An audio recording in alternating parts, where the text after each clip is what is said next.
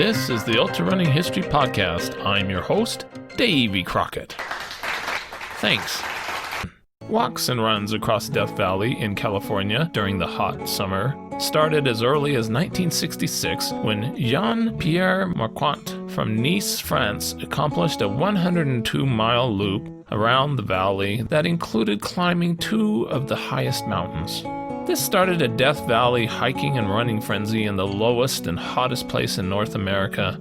It mostly concentrated on 100-plus mile end-to-end journeys across the blazing wilderness. End-to-end records were set, broken, and recorded by the Death Valley Monument Rangers. All of these accomplishments were the roots of what eventually would become the Badwater Ultramarathon. But when did trekking from Badwater, minus 282 feet, to the top of Mount Whitney, 14,505 feet, start?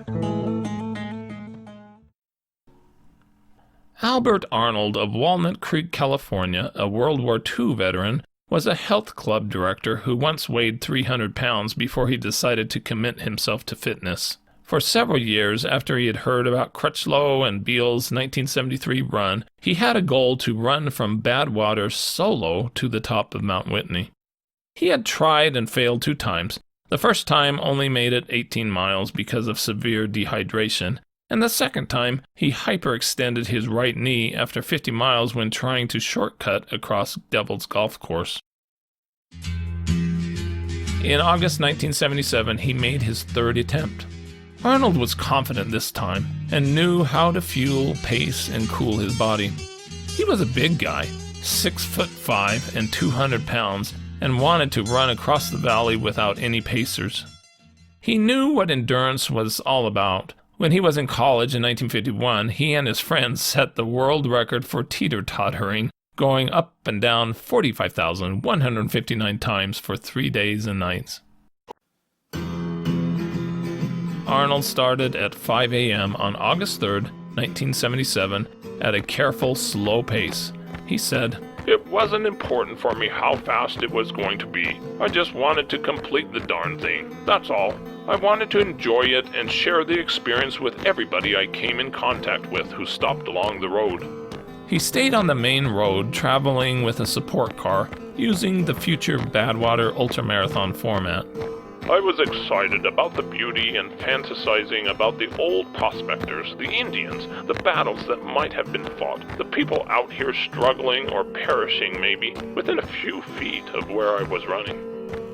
After covering 40 miles in 10 hours, Arnold got sick and his knee really hurt. Ugh. After about 70 miles at Panamint Springs, the Department of Transportation was stopping all traffic going up the road ahead of him. There was demolition going on, and it would be a 6-hour delay. Not wanting to wait that long, he grabbed 2 gallons of water and went off the road into Panamint Valley. The temperature was brutal in the 120s, but Arnold only made 3 very long stops along the way. Smoke was bad due to forest fires. Eventually I caught a glimpse of Mount Whitney, and for the first time I was able to see my object and felt a communication between this 3-mile-high piece of granite and myself. I said to her, "Well, you probably thought you'd never see me, but I'm going to be on top of you. She's a very powerful lady, and I didn't want to conquer her, just be part of a relationship." After 74 hours in the morning, he started up the trail with his photographer, Phillips. Previously, they had hid a backpack with warm clothes, a sleeping bag, and food halfway up. At 12,000 feet, before the mini switchbacks, Arnold was very dizzy and nearly walked off the trail several times. Thankfully, he was caught by Phillips. Eventually, they arrived at the summit. His journey had taken 84 hours. I just sat down on a rock. It was very low-key and bawled my fool head off for a couple minutes.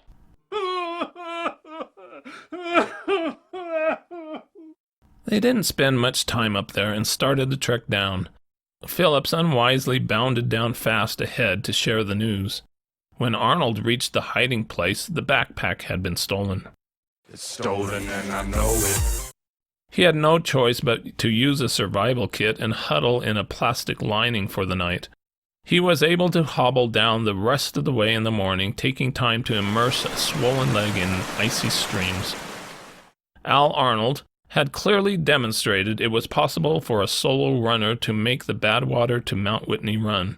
It took 4 years before his record was broken by Jay Birmingham in 1981 with 75 hours and 34 minutes. In 2002, Arnold attended the Badwater Ultramarathon and was the first inductee into the Badwater Hall of Fame. He passed away in 2017 at the age of 89.